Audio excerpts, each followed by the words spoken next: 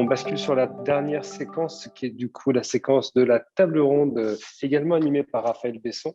Thématique de la table ronde, comment introduire une culture de la coopération dans les futurs contrats de ville.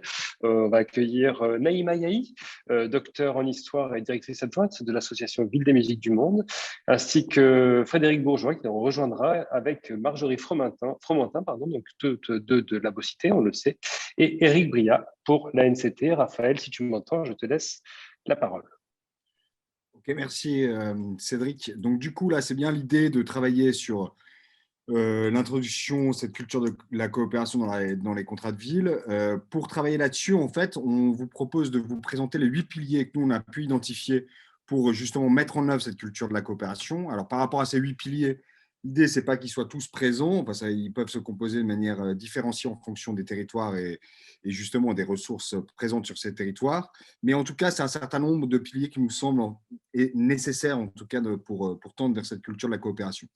Donc, l'idée, c'est de vous présenter rapidement ces piliers, puis ensuite de laisser la parole aux différents participants pour qu'ils puissent réagir sur la manière dont ils perçoivent, s'approprient justement ces piliers et comment ça pourrait concrètement atterrir dans le champ de la politique de la ville. Autre chose, c'est que par rapport à la synthèse que tu as formulée, Yves Armel, c'est qu'il y a un certain nombre de points qui ont été soulevés et qui font justement écho à ces différents piliers. Alors, je vais partager mon écran. Donc, comme tout à l'heure, on va voir si ça marche, mais a priori, ça doit être OK. C'est bon pour vous? Cédric, c'est bon, ça fonctionne? Bon, a Ça priori. fonctionne, Raphaël, tu peux y aller. Parfait. Donc, par rapport à ces 8 piliers, donc on a identifié donc, ces 8 sujets que je vais vous présenter rapidement avant de laisser place à la discussion. Premier pilier, c'est cette idée d'extension du cadre de la coopération. C'est-à-dire que la coopération, ce n'est pas la mutualisation, ce n'est pas la collaboration à travers des formes, notamment de contractualisation, où finalement les acteurs travaillent autour d'objectifs définis. La coopération, ça demande de débattre collectivement de la finalité justement de ce temps de partage en commun, et ça implique en plus de mettre l'ensemble des acteurs sur un pied d'égalité. Donc, les acteurs sont non seulement coproducteurs de la coopération, mais deviennent aussi co-auteurs, donc sont pleinement responsables aussi de cet acte coopératif. Juste 2 illustrations, on en a parlé tout à l'heure, sur la charte de coopération culturelle qui avait été mise en place par la ville de Lyon et qui aujourd'hui s'élargit aux politiques culturelles de la ville de Lyon, pas simplement à la politique de la ville. Puis un autre exemple qui nous semble intéressant, qui tend vers cette logique de coopération, c'est notamment le schéma d'orientation coopératif qui est en train de développer et de déployer la friche Belle de Mai à Marseille.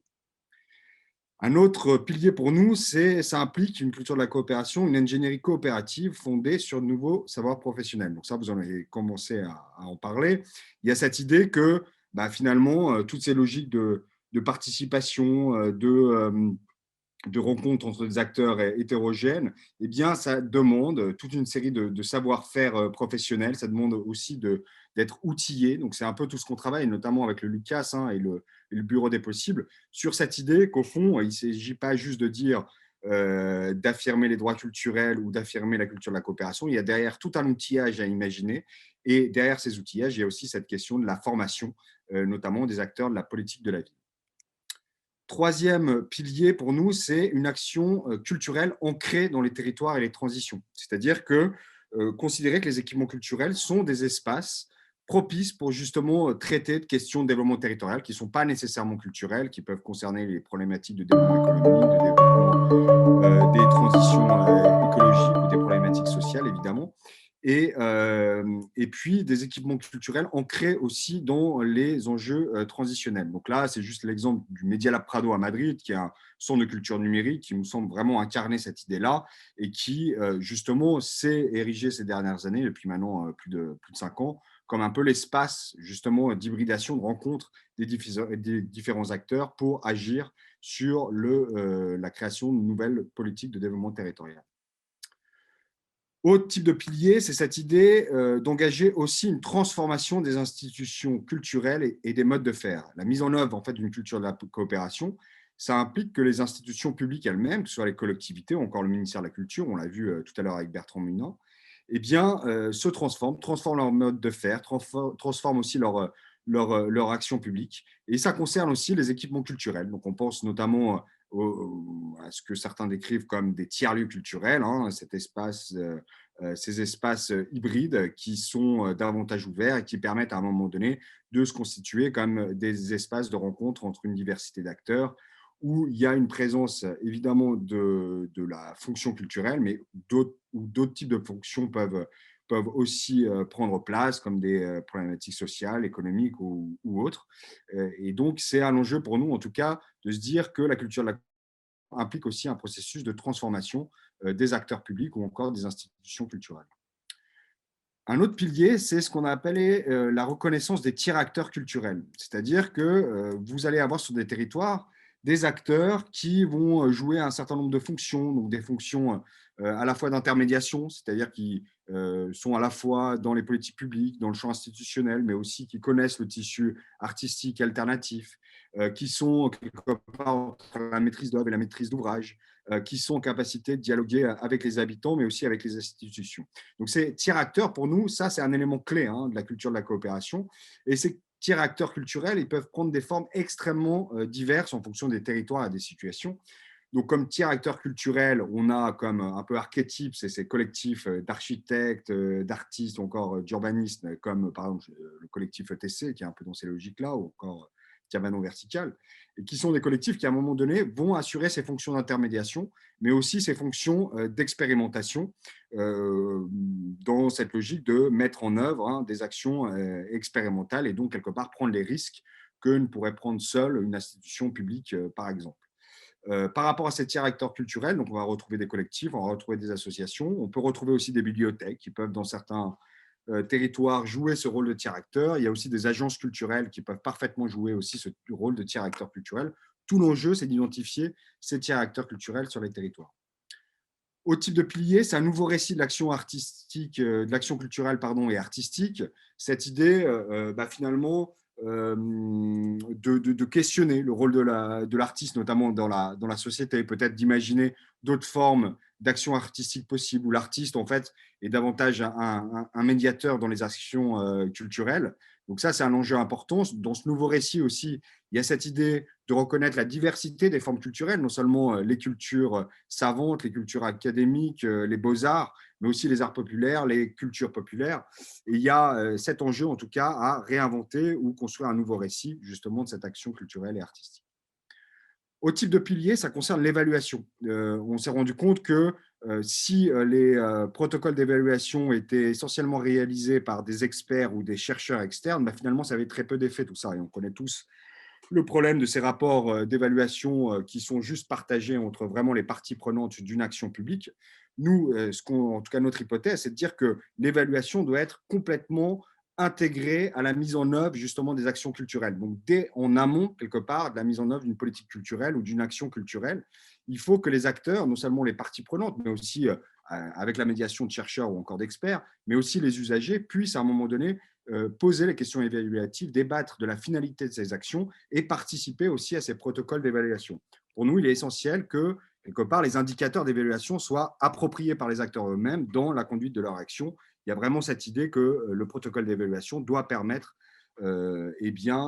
d'assister quelque part le développement des projets culturels. Et puis, dernier pilier, c'est ce qu'on appelle la stratégie de micro-politique culturelle.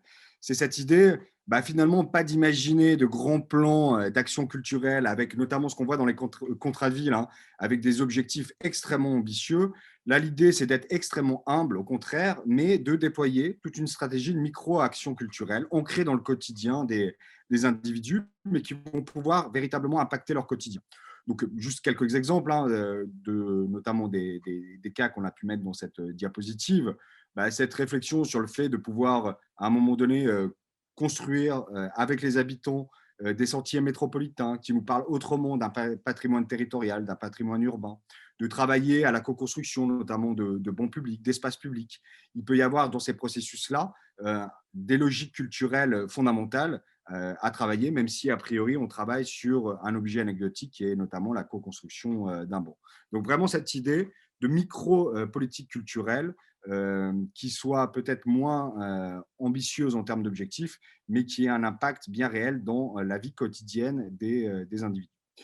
Donc voilà pour ces différents types de piliers que nous, en tout cas, on a identifiés pour justement mettre en place cette culture de la coopération. Et là, l'idée, c'est de discuter avec les différents intervenants sur un certain nombre de piliers. Alors, on ne va pas tous les reprendre parce que ça serait beaucoup trop long à travailler, mais peut-être déjà commencer à échanger avec Labocité, donc Frédéric Bourgeois et Marjorie Formentin, sur peut-être le deuxième pilier déjà.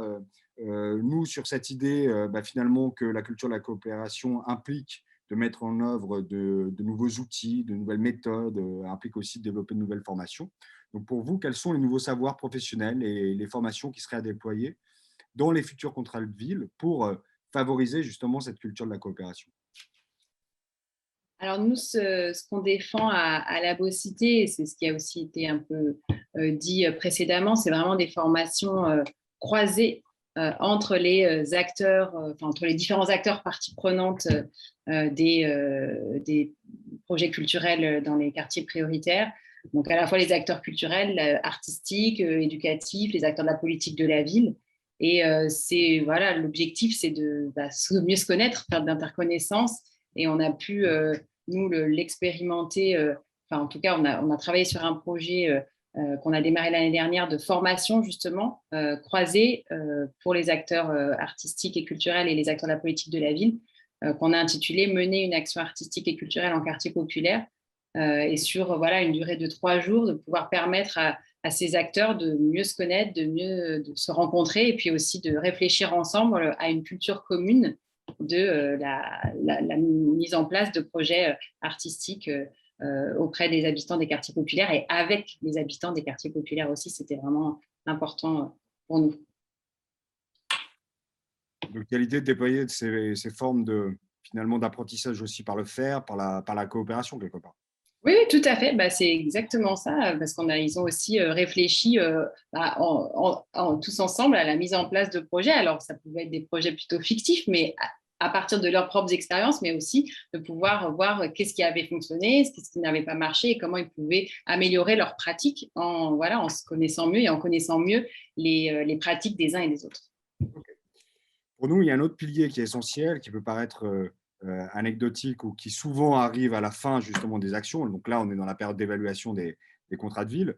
Nous, notre hypothèse, c'est de dire que ces protocoles d'évaluation, ils doivent être développés dès l'amont des projets et en plus que ces protocoles doivent être absolument partagés avec les différentes parties prenantes. Comment est-ce que vous réagissez à ça par rapport à ces protocoles d'évaluation? Est-ce que vous avez une réflexion spécifique là-dessus?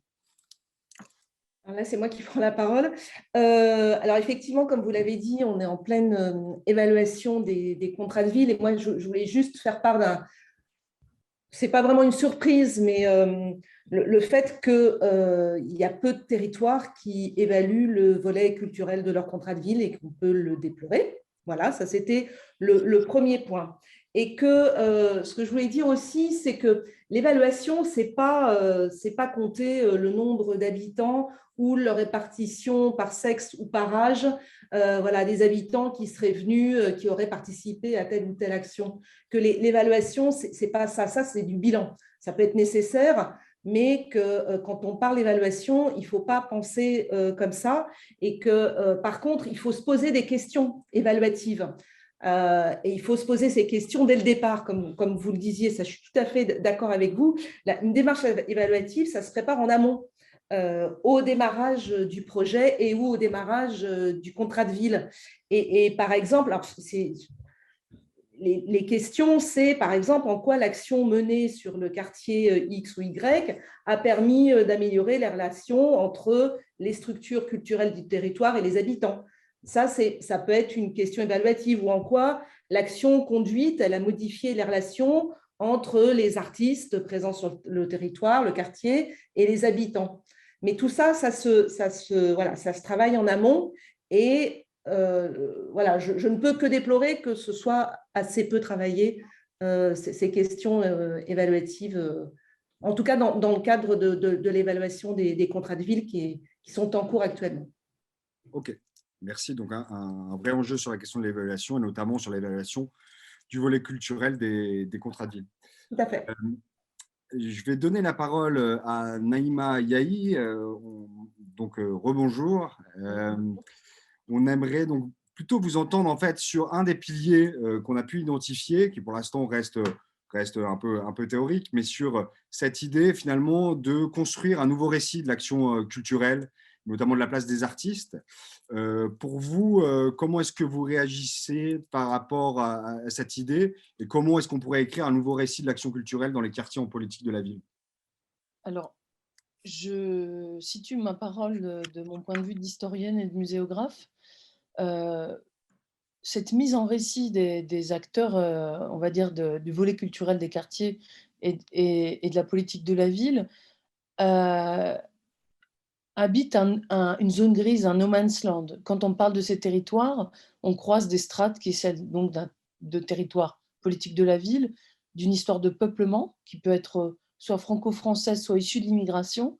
Et c'est vrai que ces artistes et ces pratiques artistiques et culturelles, elles se sont inscrites ces 40 dernières années au sein de mouvements sociaux, notamment de lutte contre les discriminations, de relégation et parfois de racisme. Et ces prises de parole artistiques et culturelles, elles vont se structurer aussi sur cette chronologie sociale et ces espaces de narration que l'on pourrait appeler de nos voeux pour inscrire ce qui va se passer aujourd'hui dans un patrimoine de ces expressions, trouvent très peu d'écho ou très peu d'espace dans, j'allais dire, les politiques culturelles de récits que peuvent être, par exemple, les espaces muséographiques, un musée national d'histoire d'immigration ou d'autres musées non spécifiques qui ont parfois du mal à traiter de la question d'une histoire, d'une mémoire, d'un patrimoine qui viendrait de ces territoires. Alors, pour l'avoir pratiqué en tant qu'historienne, je m'interroge sur les totems que vous avez proposés, les 8 propositions, sur ces pistes pour une nouvelle façon de mettre en récit. Pardon? Je dis, c'est pas mal les totems, il faudra qu'on comprenne cette idée. Excusez-moi, j'ai transformé. En tout cas, ces piliers, je ne sais pas comment on pourrait dire, mais je m'interroge sur plusieurs choses. C'est que vous parlez de mettre en synergie les acteurs dans les territoires. Excusez-moi si je commets des erreurs, parce que je n'ai pas tous les dispositifs en tête, mais je m'interroge sur la place des associations d'habitants, associations type loi 1901 voilà, qui se sont multipliées ces 40 dernières années, qui ont parfois même été portées professionnellement par des emplois aidés, etc., qui ont souffert du point de vue de ces ressources de professionnels dans leur action au quotidien et qui ont été des acteurs importants pour faire émerger une parole culturelle et artistique dans les quartiers. Beaucoup ont disparu. Moi-même, j'ai travaillé de nombreuses années au sein d'une structure qui s'appelle Générique et que quelques-uns d'entre vous connaissent et qui a été fer de lance autour des archives et de la mémoire de l'immigration dans les quartiers et qui a donné naissance au Musée national d'histoire de l'immigration, qui tout de suite a dû inscrire son propos dans les quartiers politiques de la ville, mais qui s'en est détaché et qui aujourd'hui s'interroge sur la manière de faire le récit de ces territoires quand on parle d'immigration. Et c'est là-dessus où moi je vous interpelle collectivement sur la nécessité, et nous l'avions dit dans le rapport Blanchard en 2013, la nécessité de capitaliser sur ce qui a été produit, sur ce qui a été mis en œuvre en termes de collecte, de création, d'interaction avec les habitants dans l'espace culturel et artistique autour de ces 4 dernières décennies, parce qu'aujourd'hui, on n'en a que très peu la trace. Je fais partie des rares historiens qui ont encore accès à des fonds d'archives qui sont nulle part, qui ne sont pas aux archives nationales ou dans tous les espaces de préservation de cette mémoire et de cette histoire des quartiers politiques de la ville. Et c'est ça qui m'inquiète le plus. Et dans nos réflexions sur les mises en récit, j'appelle à la création d'outils dans les politiques publiques et notamment les contrats de ville en faveur, par exemple, de collaboration, j'allais dire, interservices entre les archives municipales ou d'autres niveaux de préservation d'archives et les acteurs associatifs et artistiques qui n'ont pas toujours la possibilité de garder la mémoire de leurs actions et de leurs créations. Ça, c'est un premier point, j'y reviendrai dans nos échanges. Okay. Et comme type d'outil, vous pensez à quoi, par exemple À l'époque, il y avait cette structure qui s'appelait Générique, qui faisait un travail avec un pool d'archivistes qui travaillait au plus près du monde associatif et qui faisait le go-between avec les différents échelons de préservation d'archives municipales, départementales ou nationales en fonction des fonds, pouvait les diriger vers des fonds spécialisés comme par exemple la Contemporaine à Nanterre en région parisienne, ou le CAOM à Aix, ou les Archives nationales quand c'était, on va dire, la problématique était nationale. Mais aujourd'hui, on a beaucoup d'acteurs associatifs qui disparaissent et leurs archives avec, et notamment des troupes de théâtre, des associations culturelles, communautaires, dont on perd la trace et donc la mémoire de ces actions portées par des habitants, notamment d'origine étrangère, qui disparaissent de notre mémoire collective. Et je dis ça pourquoi? J'ai peur d'être un peu longue, mais j'ai écouté attentivement vos échanges. Il y a beaucoup de diagnostics justes qui ont été posés, notamment par Monsieur Munin sur les aspects enfin, voilà, de rentrer vraiment en dialogue avec les cultures portées par les habitants, ou encore l'exemple de la DAC de Lyon, qui me semble très intéressante en termes de co-construction avec les habitants. Je dirais simplement que le mot identité devrait être présent dans nos échanges. Il y a des demandes en la matière, il y a des récits, et il y a des identités de territoire, mais aussi de communautés, qui sont parfois devenues françaises, mais qui sont issues des diasporas. Et ces questions identitaires, on le voit avec l'échéance présidentielle qui arrive, sont au cœur des débats de société. Et les territoires politiques de la ville sont particulièrement traversés par ces questions, et la question culturelle vient les prendre en charge quand on parle de droits culturels. La deuxième chose, j'ai entendu parler de reconnaissance. Moi, je pense aux imaginaires. Il y a des imaginaires qui pèsent sur les territoires politiques de la ville. Et ces imaginaires prennent, voilà, des formes qui peuvent être de relégation, stigmatisantes ou exotisantes pour ces territoires, tant pour la dimension urbaine ou périurbaine, voire liées au fait que ces populations sont issues d'une histoire de l'immigration. Et la dernière chose, et je m'arrêterai là pour cette question, c'est l'action du patrimoine et donc la patrimonialisation. Et je reviens à cette question de, vous parlez des 1 tout à l'heure en faveur de l'éducation artistique et culturelle, ou en tout cas ces 1 nous les avions aussi dans le rapport Blanchard mobilisés pour les dédier. On aurait consacré 1 comme le 1 culturel à créer des outils de préservation, de capitalisation de ces productions culturelles et artistiques. On ne parle plus des pratiques, mais bien de la mémoire de ces pratiques, et qui viennent en bout de course mettre en récit ces territoires sur le temps long. Et ça, c'est le tropisme de l'historienne que je suis, c'est d'en garder la mémoire et de pouvoir en faire l'histoire sur le temps long. Et c'est ça aujourd'hui qui pourrait nourrir une narration, une mise en récit de ces territoires, des populations qui y vivent. Ok, merci.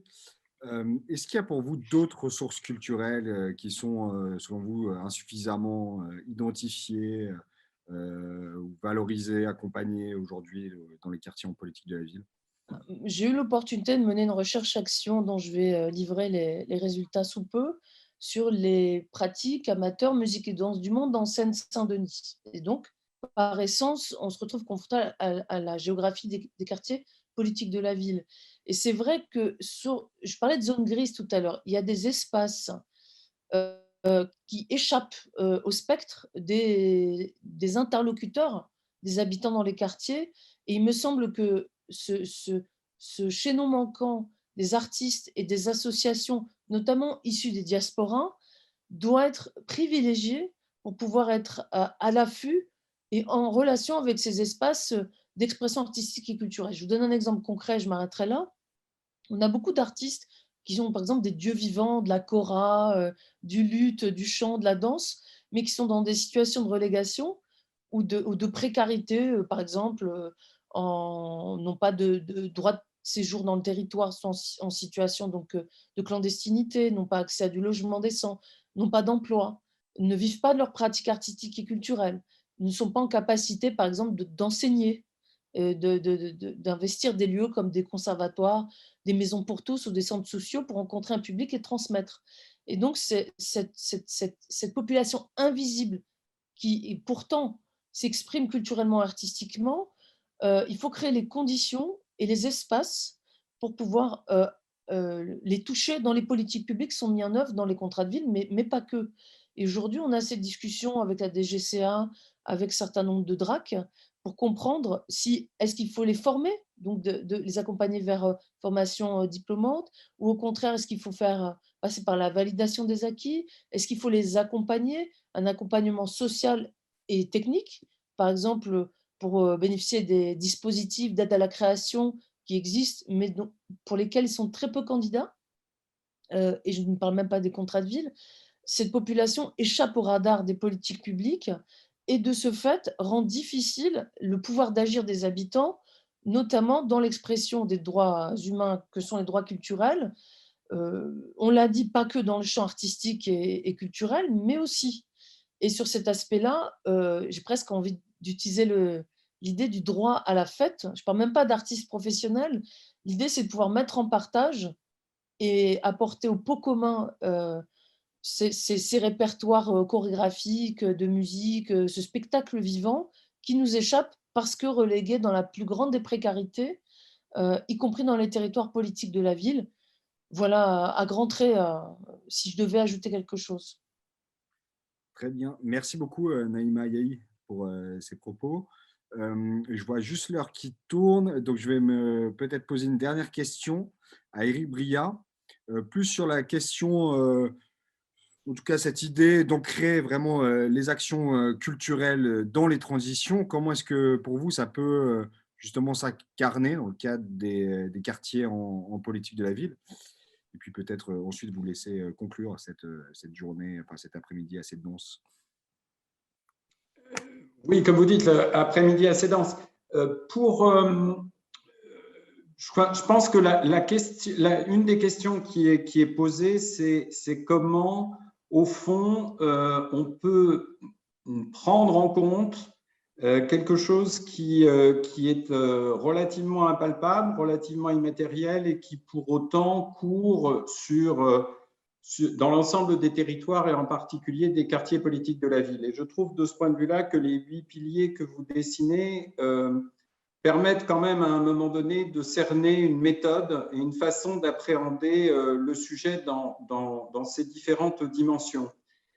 Moi, il y a plusieurs points qui me paraissent être de nature à être effectivement dans cette forme d'incarnation que vous dites.